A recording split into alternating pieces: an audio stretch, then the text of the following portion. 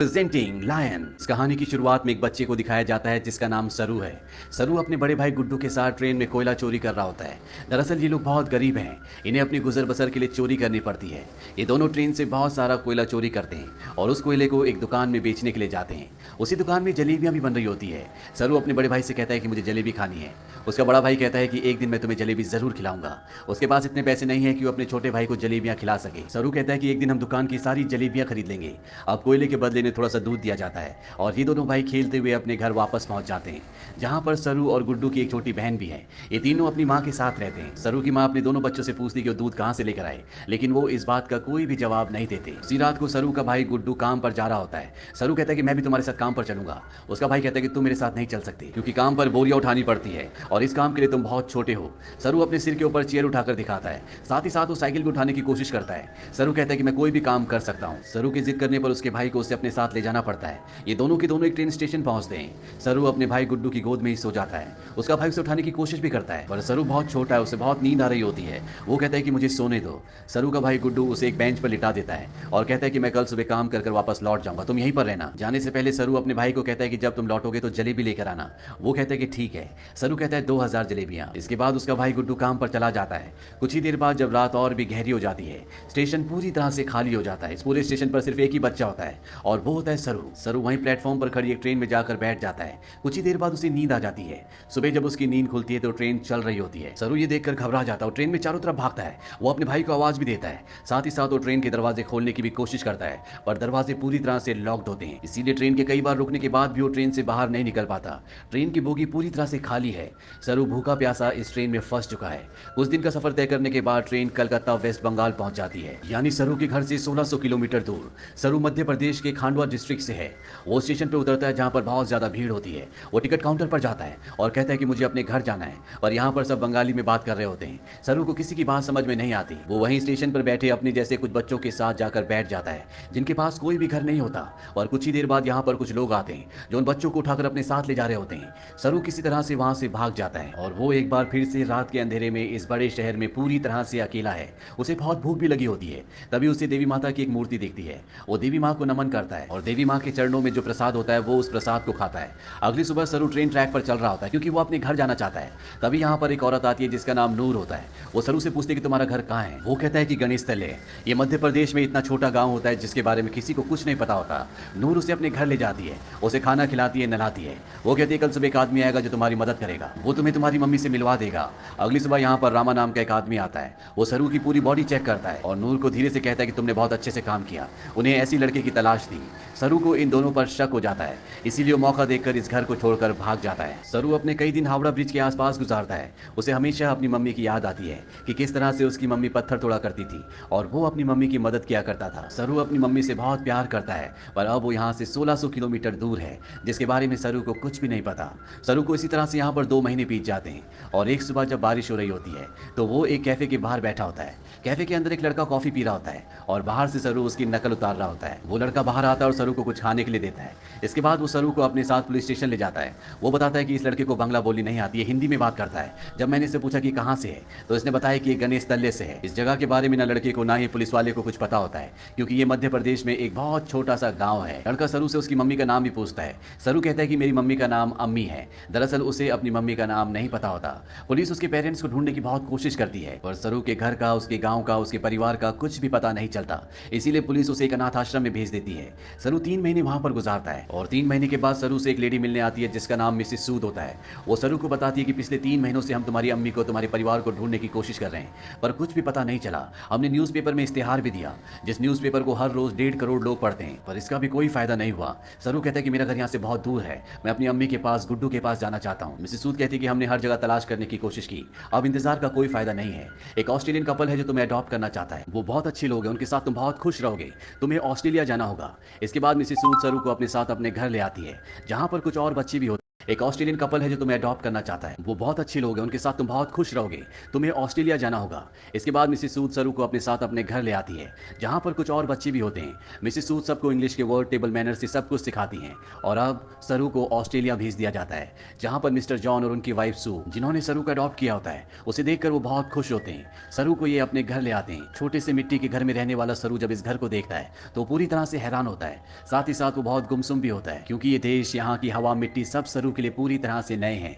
सरू की मॉम, जिसका नाम सू है, जिसने सरू को अडॉप्ट किया है, वो सरू से इंग्लिश में कहती है कि मुझे पता है कि तुम्हारा सफर इतना आसान नहीं था। तुम मुझे इस वक्त कुछ नहीं बता सकते, पर एक दिन तुम मुझे सब कुछ बताओगे। सरू धीरे धीरे इनकी भाषा, इनका रहन सहन सीखना शुरू कर देता है। बहुत जल्द वो इन सब के साथ कंफर्टेबल हो जाता है। मिस्टर जॉन और उनकी वाइफ सू सरू से अपने बेटे की तरह प्यार करती है। वो उसकी जिंदगी में किसी तरह की कोई कमी नहीं होने देते। एक साल बाद ये एक और बच्चे को अडॉप्ट करते हैं, जो इनके साथ एडजस्ट नहीं हो पाता। वो अपने आप को नुकसान पहुंचाना शुरू कर देता है, पर मिस्टर जॉन और उनकी वाइफ इस बच्चे को कंट्रोल करने की, समझाने की कोशिश करते हैं, क्योंकि वो इसकी मदद करना चाहते हैं। उसी रात को मिसेस सू रो रही होती है। सरू उनके पास जाता है, उनके आंसू पोंछता है और उनके गले से लग जाता है, यानी कि अब उसने पूरी तरह से उन्हें अपनी मॉम मान लिया है। धीरे धीरे वक्त बीतता है और 20 साल बीत जाते हैं। सरू अब बड़ा हो चुका है। मिस्टर जॉन और उनकी वाइफ, जो सरू के मॉम डैड है, उनको सरू पर गर्व होता है। वो होटल मैनेजमेंट की पढ़ाई करने के लिए मेलबॉर्न जा रहा होता है। वो अपने उस भाई से भी मिलता है जिसे मिस्टर और मिसेस जॉन ने सरू के बाद अडॉप्ट किया था, लेकिन ये दोनों एक दूसरे को पसंद नहीं करते। सरू अब होटल मैनेजमेंट की इंट्रोडक्टरी क्लास में पहुंच जाता है, जहां पर सब अपने बारे में बताते हैं। सरू कहता है कि वो अपना होटल खोलना चाहता है। साथ ही वो ये भी बताता है कि वो इंडिया में कैलकाटा से है। इसके बाद यहाँ पर जितने भी स्टूडेंट्स होते हैं, वो सब के सब हाउस पार्टी रखते हैं, जहाँ पर सरू भी जाता है। यहाँ बहुत सारे इंडियन स्टूडेंट्स भी होते हैं, इसीलिए यहाँ पर खाने में बहुत सारा इंडियन फूड होता है। और सरू जब वहाँ पर जलेबियाँ देखता है तो उसे बचपन का वो लम्हा याद आ जाता है, जब उसने अपने भाई गुड्डू से जलेबी खाने के लिए कहा था और जवाब में उसके भाई गुड्डू ने कहा था कि वो उसे जलेबी जरूर खिलाएगा। सरू ने कहा था कि एक दिन वो सारी जलेबी खरीद लेंगे। सरू को जब ये लम्हा याद आता है तो उसकी आंखों में आंसू आ जाते हैं और वो अपने दोस्तों को बताता है कि वो कैलकाटा से नहीं है, वो किसी और जगह से है। बचपन में वो खो गया था। वो एक ट्रेन में बैठ गया था और जब ट्रेन रुकी तो वो कैलकाटा पहुंच गया था। यहाँ पर एक लड़का उससे पूछता है कि वो ट्रेन में कितने दिन तक था। सरू कहता है 2-3 दिन तक। वो लड़का उसके गांव का नाम पूछता है। सरू कहता है गणेश तले, लेकिन सरू को अब ये भी नहीं पता कि वो अपने गांव का नाम अच्छे से प्रोनाउंस कर पा रहा है कि नहीं, क्योंकि उसे हिंदी बोलनी नहीं आती। वो अब सिर्फ इंग्लिश बोल सकता है। यहाँ पर एक लड़का उससे कहता है कि कैलकाटा के हावड़ा ब्रिज से, जहाँ पर तुम बचपन में पहुंचे थे, अगर वहां से हम टाइम और ट्रेन की स्पीड को कैलकुलेट करें और वापस जाएं तो हम तुम्हारे गांव के आसपास के रेडियस में पहुंच सकते हैं। यहाँ पर एक लड़की उसे गूगल अर्थ के बारे में बताती है। वो कहती है गूगल अर्थ के सहारे तुम दुनिया की किसी भी जगह को ढूंढ सकते हो, पर सरू इस बारे में और ज्यादा बात करने से मना कर देता है। इसके बाद ये पार्टी से निकल जाते हैं। सरू के साथ एक लड़की भी होती है जिसका नाम लूसी होता है। ये दोनों एक दूसरे की तरफ अट्रैक्टेड होते हैं, इसीलिए रात को ये दोनों एक दूसरे के फिजिकली बहुत क्लोज हो जाते हैं। अगली सुबह जब सरू उठता है तो उसे अपने पेरेंट्स की, अपने घर की, अपने गांव की याद आती है। उसे एहसास होता है कि उसके खो जाने के बाद उसकी मॉम, भाई बहन उसके लिए कितना परेशान हुए होंगे। इसीलिए वो गूगल अर्थ एप्लीकेशन के जरिए, साथ ही साथ स्टेशन से अपने घर की जो दूरी होती है उसकी कैलकुलेशन करके हर तरह से अपने गांव गणेश तले को ढूंढने की कोशिश करता है, पर उसकी सारी कोशिश पूरी तरह से बेकार हो जाती है। धीरे धीरे वक्त बीतता और 3 साल बीत जाते हैं। लूसी का और सरू का रिश्ता और भी गहरा हो चुका है। ये दोनों एक दूसरे से बहुत प्यार करते हैं, पर सरू आज भी अपने परिवार के लिए परेशान है। उसे कई बार अपने भाई की छवि दिखती है। उसे एहसास होता है कि उसका भाई उसे कह रहा है कि उसे घर चले जाना चाहिए। सरू अपने परिवार की यादों में, उन्हें ढूंढने में इतना खोया होता है कि धीरे धीरे वो लूसी से अलग हो जाता है। वो लूसी से कहता है कि तुम मुझसे बेहतर इंसान डिजर्व करती हो। लूसी और सरू अलग हो जाते हैं। कई महीनों के बाद लूसी को सरू जब एक दिन एस्केलेटर पर देखता है तो वो उससे बात करता है। वो लूसी से कहता है कि वो उसे बहुत मिस करता है। इसके बाद एक बार फिर से दोनों एक दूसरे के बहुत क्लोज आ जाते हैं। लूसी सरू से कहती है कि तुम्हें अपनी मॉम के पास जाना चाहिए, उन्हें तुम्हारी जरूरत है। सरू अपनी मॉम के पास जाता है जिनकी तबीयत खराब होती है। सरू को आज तक ये लगता था कि उसकी मॉम ने उसे इसलिए अडॉप्ट किया क्योंकि वो कभी मां नहीं बन सकती, पर सू सरू को बताती है कि मैं मां बन सकती थी, पर मैंने और तुम्हारे डैड जॉन ने डिसाइड किया था कि हम 2 बच्चों को अडॉप्ट करेंगे, क्योंकि इस दुनिया में बहुत सारे ऐसे बच्चे हैं जिन्हें माँ बाप की, परिवार की जरूरत है। वो सरू को अपने बचपन का एक एक्सपीरियंस भी बताती है। वो कहती है कि मेरे डैड बहुत ज्यादा अल्कोहल पीते थे, वो एक अच्छे इंसान नहीं थे। मैं हमेशा डरी डरी रहती थी और एक दिन जब मैं अपने घर के पीछे गई तो मैं चाहती थी कि धरती मुझे निगल ले। तभी मुझे खेत की दूसरी तरफ एक बच्चा दिखा जिसकी ब्राउन स्किन थी और अगले पल वो बच्चा मेरी साइड में खड़ा था। उस पल मुझे एहसास हो गया कि अब मेरी जिंदगी में सब कुछ ठीक होगा। फिर तुम और तुम्हारा भाई मेरी जिंदगी में आए, लेकिन अब तुम मुझसे बात नहीं करते, मुझे तुम्हारी जरूरत है। सरू को यहाँ पे एहसास होता है कि उसे अपनी मॉम का साथ देना चाहिए और साथ ही वो अपनी बायोलॉजिकल मदर को भी ढूंढना चाहता है, अपने भाई को ढूंढना चाहता है। इसीलिए एक बार फिर से वो गूगल अर्थ पर अपने गांव को ढूंढने की कोशिश करता है और जब वो इंडिया के अलग अलग हिस्सों को जूम करके देखता है तो उसे वो जगह दिख जाती है जहां पर उसकी मॉम पत्थर तोड़ा करती थी। इसके बाद वो धीरे धीरे आसपास के पूरे एरिया को सर्च करता है और उसे अपना गांव, जिसका नाम गणेश तलाई है, वो मिल जाता है। उसे पता चल जाता है कि उसका गांव मध्य प्रदेश के खांडवा डिस्ट्रिक्ट में है। इस बात से बहुत खुश होता है। वही बात लूसी को और अपनी मॉम को भी बताता है। उसकी मॉम भी उसके लिए बहुत खुश होती है क्योंकि उसकी मॉम और उसके डैड चाहते हैं कि वो इंडिया जाकर अपने परिवार से मिले। सरू अब भारत आ जाता है और वो उस जगह पहुंच जाता है जहां पर उसने अपना बचपन बिताया था। वो धीरे धीरे बचपन की यादों से आगे बढ़ता हुआ उस घर तक पहुंच जाता है जहां पर बचपन में वो अपनी मॉम, अपने भाई और अपनी बहन के साथ रहा करता था।